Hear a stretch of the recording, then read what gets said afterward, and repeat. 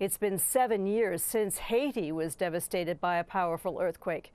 Residents there are now incensed that the Trump administration is turning its back on residents that fled to the U.S. Joining us now is Haitian-American immigration attorney Midwin Charles.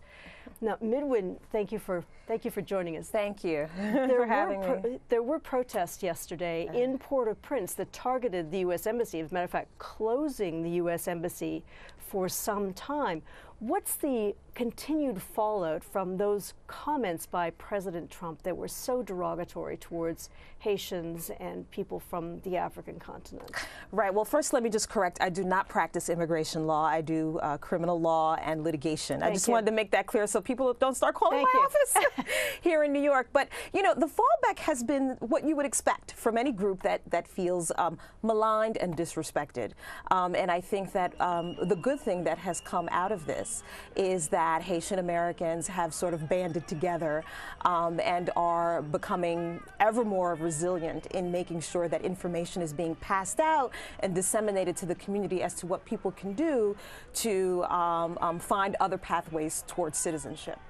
Well, one of the big issues, of course, is that the Trump White House has said that it intends to remove the temporary protected status that about 40,000 Haitians have here in the United States, and has said that they will have about 18 months to leave the country. Now, people have been here for a decade, or just about a decade. What's the reaction in the community? What are people thinking about? What are they doing?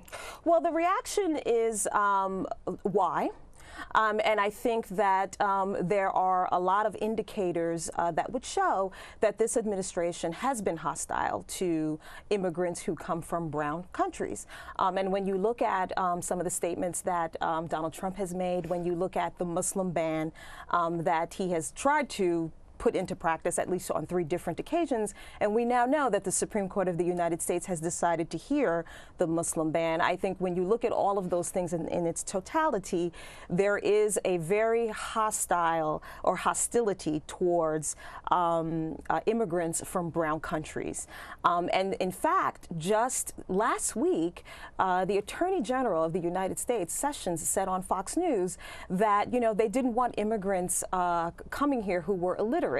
And that it was, quote unquote, pointless to bring illiterate people here. Exactly. And what's unfortunate about that is, one, it's divisive. Because what you do is you pit immigrants against people who are natural-born Americans. 2, it is factually incorrect. Most immigrants who come here from Haiti and from Africa excel.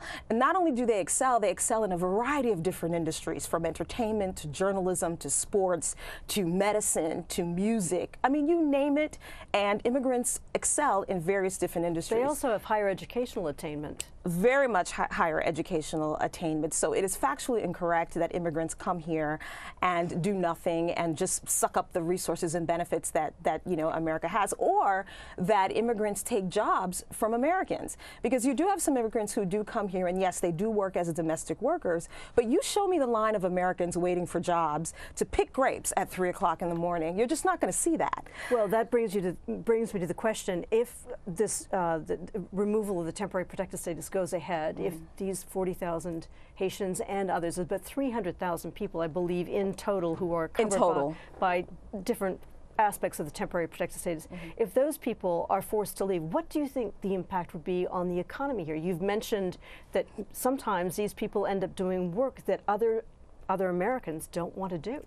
That's right. I mean, for example, Haitians who receive TPS status contribute $35 million a year to the Social Security pool that they will never receive because they're not citizens. So it just goes to show you, fiscally, I just don't understand why the United States government would make this decision, because there are so many attributes that these TPS workers provide to the American economy. I mean, when you look at the totality of TPS workers from Haiti, Honduras, and Nicaragua, they have provided, I think, over $4 billion in terms of salary income to, you know, the United States. So it's very surprising to me that they would decide to end this when you look at it from a fiscal perspective. But I think it will be damaging. When you look at, for example, Florida, where you have a large number of Haitians there with TPS status, they're the ones who work at resorts. They're the ones who work at the theme parks and hotels, such as Mar-a-Lago. And so, you know, you have to ask the question, who's going to do these jobs? Because many of these jobs are jobs that Americans don't want.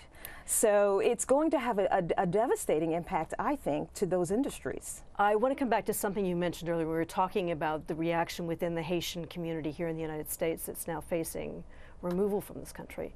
And that's the question of, where do people go for reliable information? I'm not asking you to say, you know, go to this law office or go to that law office, but where do people go? Where can people go for reliable information? Because we do know there have been individuals that have attempted to take advantage of people who find themselves in these perilous positions. I have heard that, and I would recommend that what people do is reach out to their local elected officials if they live in communities that have large numbers of people who are under TPS status. For example, the Representative Frederica Wilson in Miami, she actually is co-sponsoring legislation right now that can put TPS recipients on a path towards citizenship. So I recommend that people reach out to her office, as well as any other elected official that you live in that community, and see perhaps if they can put you on the right path towards finding representation that will help you.